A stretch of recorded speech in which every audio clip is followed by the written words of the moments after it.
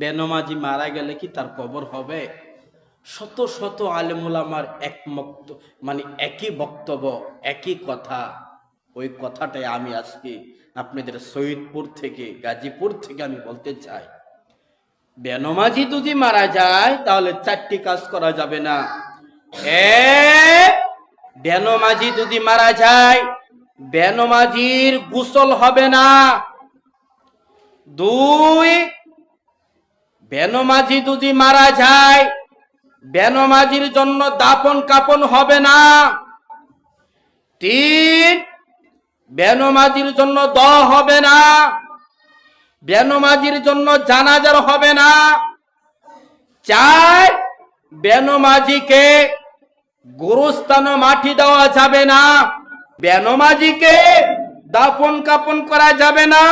যেরকম হিন্দু মারা গেলে হিন্দুকে গোসল দেয় না, হিন্দু মারা গেলে হিন্দুকে দাফন কাফন করে না, হিন্দু মারা গেলে কবর দেয় না, হিন্দু মারা গেলে পুড়ে ফেলায়।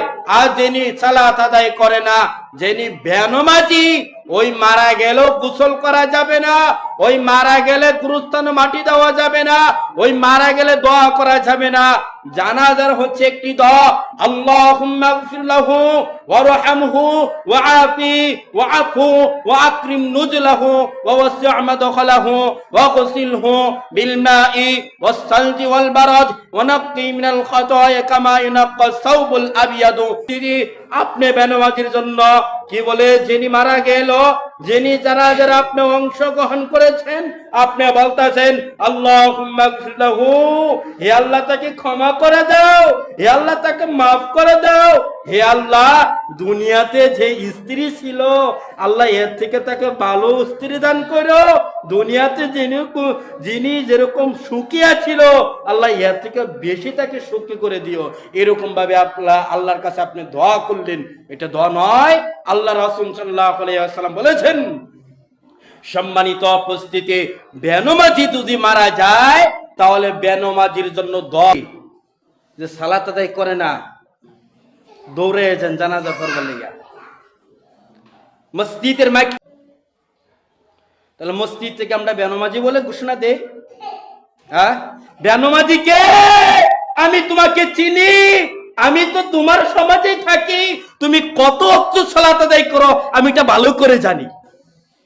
রাগ করেছ? হ্যাঁ, রাগ করলে আমার কিচ্ছু আসে যায় না।